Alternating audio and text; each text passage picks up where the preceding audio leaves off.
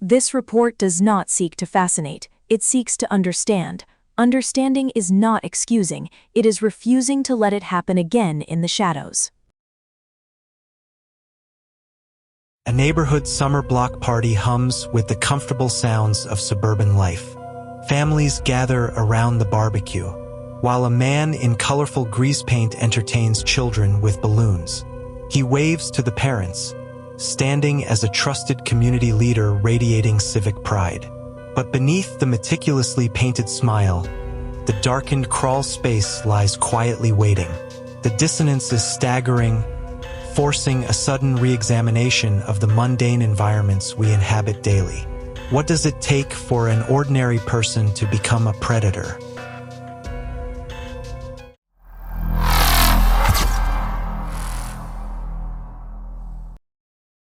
And how does society fail to see it? The deception was absolute, masked by civic duty. Throughout this analysis, we will refer to our subject as Pogo the Hollow. Operating within a bustling metropolitan county, the subject made dozens of young men vanish completely without raising immediate alarm. The profile utilized a highly disarming facade to hunt. The crimes were methodical, occurring within the walls of a seemingly ordinary ranch home. He isolated the victims through promises of construction work, exploiting their economic vulnerability. He built a psychological barrier between his public acts of charity and his private atrocities. The community saw a successful contractor, entirely blind to the hidden horrors beneath. He maintained absolute control over his environment, ensuring that the outside world never pierced his carefully constructed illusion. His quiet suburban house served as an impenetrable vault. The subsequent investigation would eventually unearth 33 tragic losses, thoroughly redefining the modern understanding of proximity to danger. This case is a chilling study of perfect, uninterrupted camouflage. We must dissect the architecture of this deception to comprehend the true nature of his hunting patterns. The mask he wore was his most effective and devastating weapon. The subject's operational success remains a permanent scar on the cultural psyche. This case file forces us to question how well we truly know the people living beside us. The profile did not hide in the shadows. He hid in the glaring light of public approval. He constructed a flawless facade of civic duty and entrepreneurial success. He understood that society rarely questions those who appear to serve it. He embedded himself deeply into the community, acting as a prominent political figure and respected contractor. His camouflage was constructed from the very building blocks of the American dream. He managed a thriving business, hosted neighborhood gatherings, and projected an image of absolute stability. This glib, superficial charm was a highly calculated psychological tool. He mirrored the exact expectations of his peers, reflecting back the hardworking, generous neighbor they wanted to see. Forensic assessments indicate a profound level of psychopathy. He completely lacked genuine empathy, yet he was a master at simulating the appropriate emotional responses for any social situation. He used his civic involvement to build an impenetrable shield of respectability. By aligning himself with charitable causes, he became practically invisible to any form of suspicion. The entire deception relied heavily on a grandiose sense of self-worth. He firmly believed his intellect and social standing elevated him far above the laws governing ordinary individuals. He weaponized his own business, using it to establish dominance and control. His contracting firm provided a steady stream of vulnerable employees who trusted his absolute authority. He operated with staggering pathological deceit, fabricating entirely alternate realities. When confronted with inconsistencies, his persuasive manipulation effortlessly deflected any rising doubts from those closely surrounding him. This intense compartmentalization allowed the subject to completely separate his public persona from his private reality. The community embraced the generous entrepreneur, entirely blind to the predator. His psychological architecture required total dominance over his environment. The mask of normalcy was merely a hunting blind, allowing him to observe and select his targets safely. He thrived on the psychological thrill of this deception. The profound dissonance between the respected community leader and the calculating entity beneath fueled his extreme pathological narcissism. Society is inherently vulnerable to this specific breed of predator. We are conditioned to trust the familiar, the successful, and the actively engaged members of our own neighborhoods. The subject exploited this universal human blind spot with devastating efficiency. He knew that a painted smile and a firm handshake could easily conceal absolute, uncompromising darkness.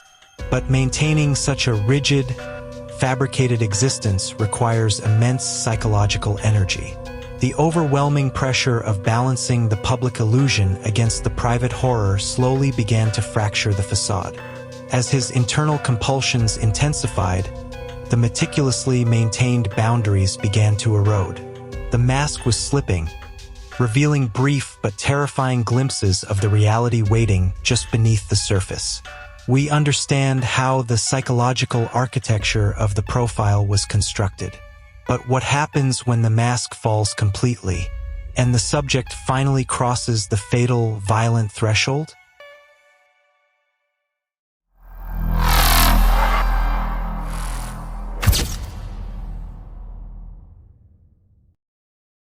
The foundation of the profile is built on profound early trauma. He was raised in a highly volatile environment dominated by a hostile and aggressively alcoholic patriarch.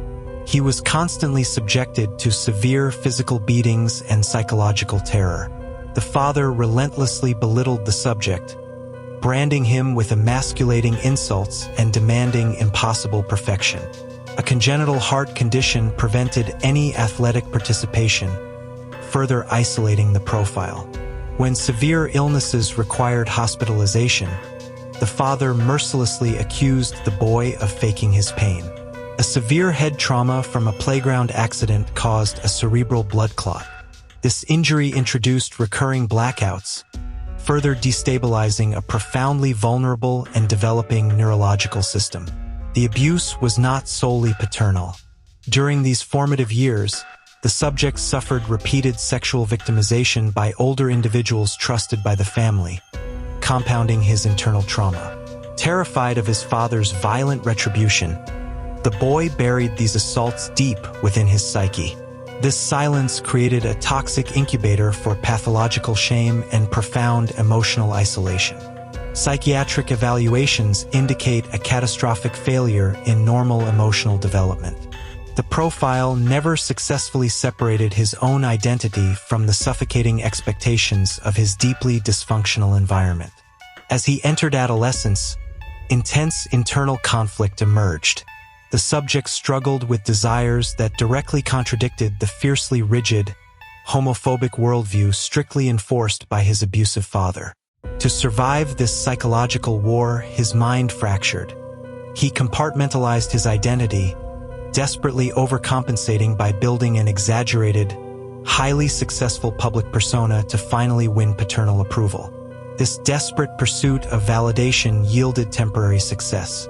When he finally achieved financial stability, his father shook his hand, offering the only moment of acceptance the subject ever knew. But this external validation could not heal the internal corruption. The intense self-hatred he absorbed from his father mutated, inextricably linking his intimate desires with absolute, violent subjugation. Control became his ultimate obsession. In his fractured reality, dominance was the only mechanism available to neutralize the overwhelming, terrifying vulnerability he had experienced throughout his entire childhood. He learned to project extreme civic virtue to mask his growing compulsions. He volunteered, managed businesses, and integrated himself flawlessly into the very society he secretly resented. Yet, maintaining this heavy, suffocating illusion required an unsustainable amount of psychological energy. The rigid boundaries between the respected businessman and the deeply disturbed predator began to buckle. The fracture was absolute and irreversible.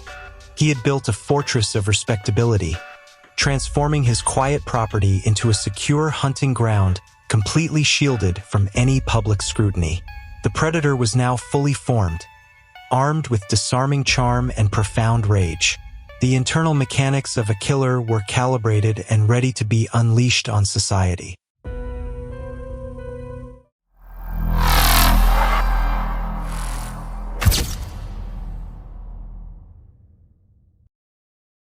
The profile's operational method, his modus operandi, was chillingly efficient and highly adaptable. He targeted vulnerable, transient populations, exploiting their socioeconomic instability to ensure they would not be immediately missed. He preyed upon runaways and young men seeking employment, weaponizing his successful contracting business to offer them lucrative jobs. This practical ruse bypassed their natural defenses effortlessly.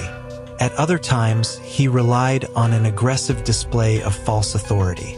He utilized a modified vehicle equipped with a spotlight, actively impersonating law enforcement to demand total compliance. The core of his MO was the restraint phase. Once the victim was isolated inside his secure suburban residence, the subject utilized disarming charm to initiate physical control.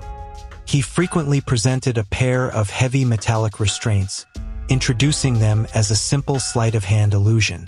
He challenged his targets to test the mechanism, masking his true predatory intent. The moment the restraints locked, the illusion instantly dissolved. The MO was strictly utilitarian here, securing the target efficiently to prevent escape, noise, or any meaningful physical resistance.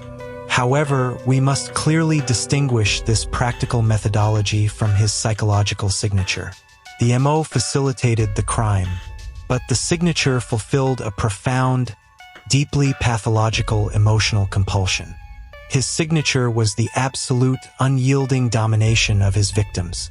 He required total psychological subjugation, extending the duration of their captivity to maximize his sense of absolute power. He did not simply want to end a life. He needed to possess it. The subject utilized complex ligatures and prolonged psychological torment to completely break their will. This extended period of absolute control directly fed the intense narcissism forged in his traumatic childhood. In his fractured mind, enforcing helplessness upon others neutralized his own historic vulnerability. The method of disposal also bridged the gap between practical MO and psychological signature. Initially, he concealed the remains within the dirt foundation of his own residential property. From a practical standpoint, this environment offered absolute secrecy and uninterrupted access. He controlled the architecture, forcing his own employees to dig the necessary trenches under false pretenses.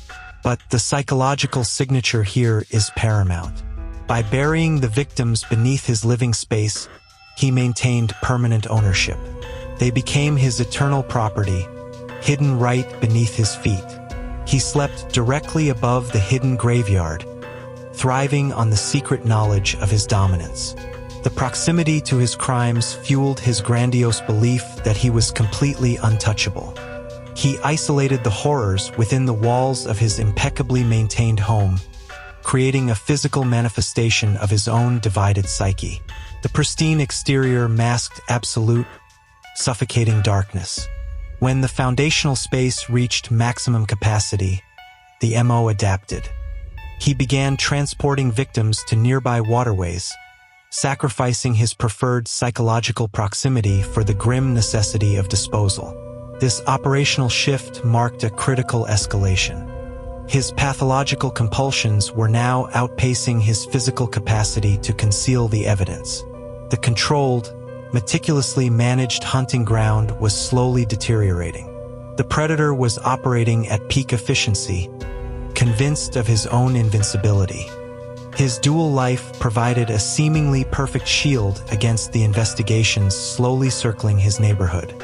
He believed his fabricated persona could withstand any scrutiny, trusting his manipulative charm to deflect law enforcement. But maintaining such a massive, complex structure of deceit is ultimately unsustainable. The psychological pressure was immense. and the physical evidence was literally accumulating beneath his floorboards. The predator was operating flawlessly, but eventually, every flawless system inevitably breaks down. We have analyzed the mask, the trauma, the impulse, and the ultimate collapse. We now possess all the critical data required for final classification. The behavioral mechanics are fully documented and understood. It is time to define the specific predator classification, initiating the archetype reveal.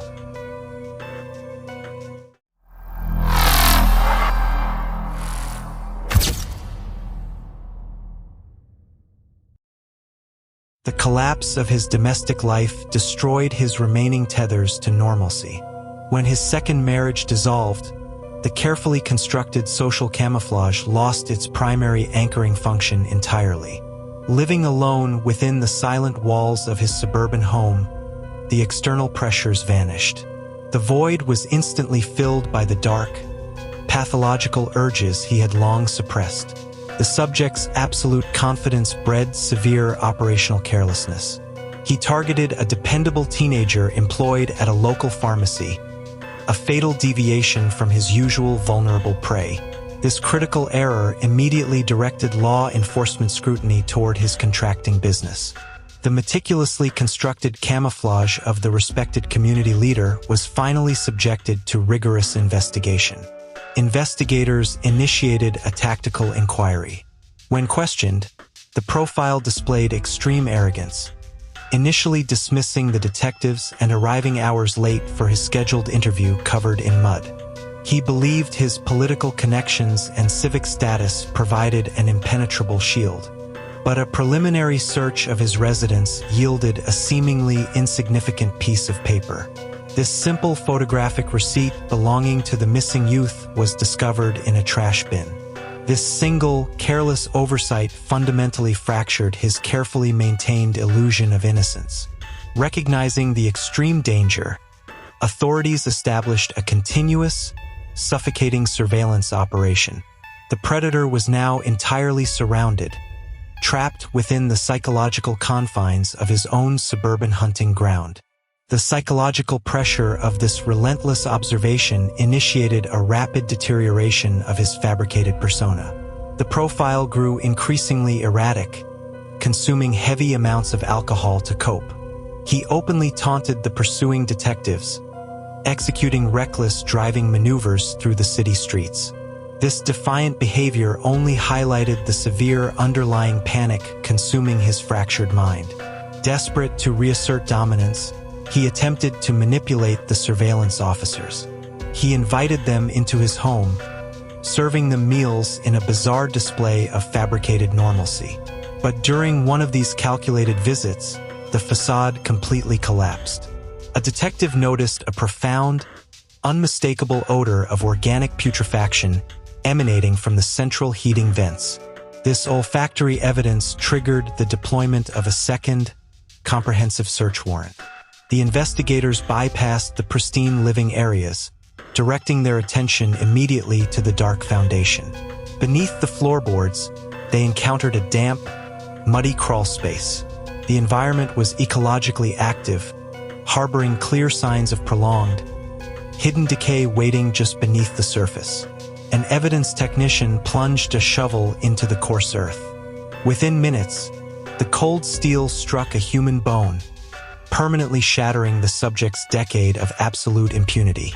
Confronted with the undeniable physical reality of his crimes, the subject's psychological architecture imploded. He sought refuge with his legal counsel, offering a rambling, heavily intoxicated confession. He admitted to acting as judge, jury, and executioner, casually estimating his victim count at over 30. The sheer volume of the atrocities staggered the listening authorities. He attempted to blame an aggressive, fabricated alter ego for the horrific violence, refusing to accept any genuine psychological responsibility for the cemetery he had meticulously built. The profile had treated human lives as disposable commodities, stacking them within the very foundation of his domestic life. His absolute narcissism had finally orchestrated his downfall. Law enforcement officially placed the subject under arrest. The respectability he had so desperately craved and weaponized was instantly annihilated, replaced by the reality of a monster. The predator was finally removed from society, locked behind heavy steel doors. But securing the profile was merely the first phase of a much darker, impending operation. The authorities now faced the staggering task of dismantling his suburban fortress piece by piece. The arrest is only the beginning of what comes next.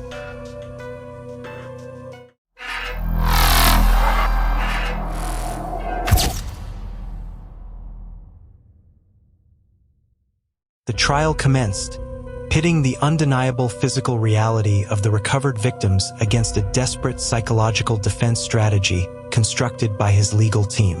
The defense pleaded not guilty by reason of insanity, presenting a fabricated narrative of multiple, deeply fragmented personalities operating within the subject's mind.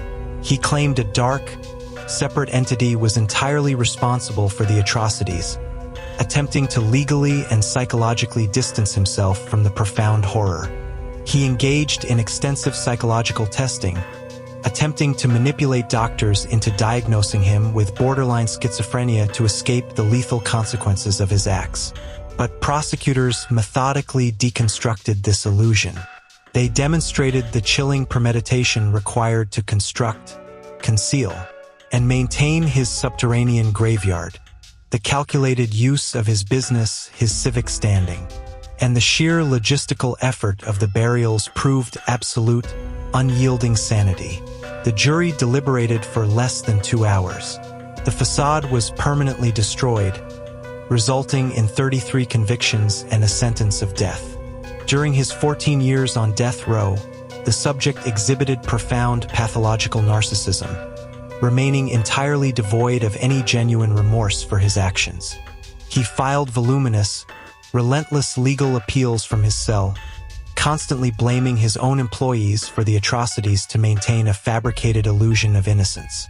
He transformed his isolation into a grotesque commercial enterprise, producing and selling thousands of paintings to exploit his own dark notoriety. This commercialization of trauma sparked national outrage, forcing society to confront the ethical boundaries of criminal memorabilia and the glorification of predators. The subject was finally executed by lethal injection, but his physical removal did not immediately heal the massive, lingering wounds he left behind. The execution procedure itself was fraught with technical complications, a dark and chaotic end to a life defined entirely by absolute, systematic destruction. For decades, several of the victims remained unidentified. They were reduced to anonymous case numbers, their remains locked away in cold storage files. But law enforcement refused to surrender.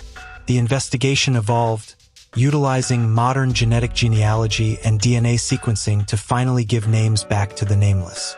This relentless pursuit of identity provided long-delayed closure to grieving families, proving that the commitment to justice outlives the predator himself.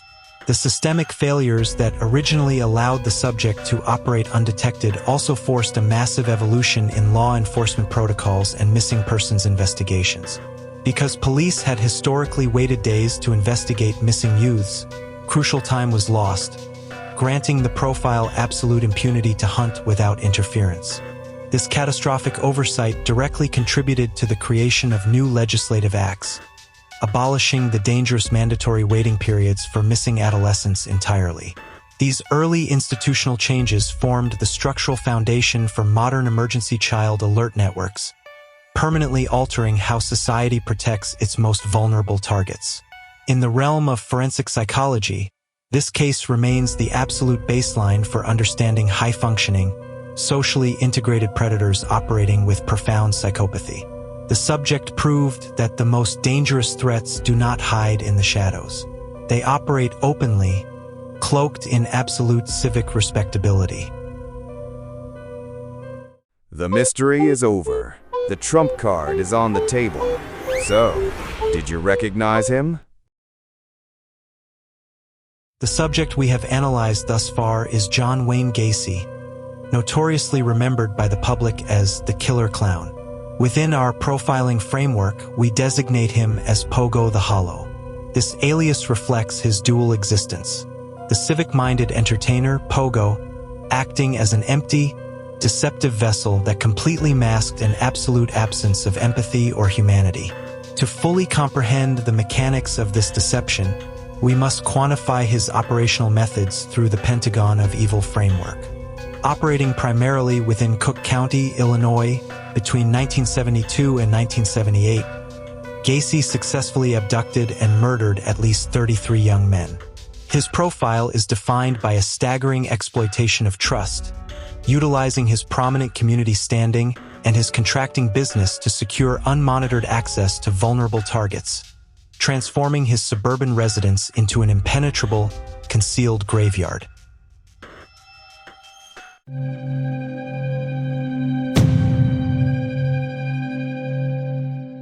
Premeditation, 8 out of 10. Gacy's methodology required extensive, calculated planning to maintain his facade. He actively stalked specific areas, such as bus stations and local parks, to identify vulnerable, transient youth. Furthermore, he weaponized his own contracting business, offering employment to lure targets directly into his controlled environment. The execution of his crimes involved a rehearsed magic trick utilizing handcuffs, demonstrating a highly organized and preconceived strategy to secure compliance before his victims realized the danger. Signature, 8 out of 10. Beyond the utility of the crime, Gacy exhibited a profound psychological compulsion for absolute control. His signature was rooted in psychological dominance and prolonged subjugation, neutralizing his own historic feelings of vulnerability. Additionally, by choosing to inter his victims within the structural foundation of his own home, he satisfied a dark need for permanent possession. The proximity of the remains to his living space fueled his grandiose narcissism. Mobility, 2 out of 10. The subject was heavily anchored to a single geographic zone. While he possessed vehicles and occasionally traveled for business, the overwhelming majority of his crimes and subsequent concealments occurred strictly within his Norwood Park residence in Cook County. He relied entirely on bringing the targets into his secure, localized fortress rather than hunting across varying jurisdictions. When his property reached capacity, his mobility only extended to nearby local waterways. Resistance, 6 out of 10. Gacy effectively evaded law enforcement for 6 years through a combination of manipulative charm and active social camouflage. He established significant political connections and projected a flawless image of civic virtue to deflect suspicion. However, his ultimate downfall revealed operational carelessness. He grew arrogant, failing to recognize the risks of targeting a high-profile local teenager, and leaving a trace piece of physical evidence in his trash that shattered his long-standing immunity. Impact, 9 out of 10. The revelation of Gacy's crimes inflicted a devastating shock on the cultural psyche. His case irrevocably destroyed the illusion of suburban safety and forced significant institutional changes, including the abolition of mandatory waiting periods for missing adolescents. He became the foundational archetype for the high-functioning, socially integrated predator. The sheer scale of the losses and his cynical manipulation of a trusted, charitable persona left a permanent scar on American history. Final score, 33 out of 50. Gacy's assessment synthesizes a highly premeditated, localized hunter driven by an intense signature of control, yielding a total score of 33 out of 50. To answer our central question, an ordinary person becomes a predator through a catastrophic psychological fracture, turning deep-seated trauma into a pathological obsession with dominance. Society failed to see it because we are conditioned to trust the familiar. We measure a man by his civic deeds, his business success, and his painted smile, blinding ourselves to the hollow void that can exist right beneath our own floorboards. Some monsters are born in the shadows. Others are the shadow itself. The verdict is etched in stone, but make no mistake, evil never stops. It simply changes its face. Many more monsters await dissection on this channel. Stay vigilant. Case closed.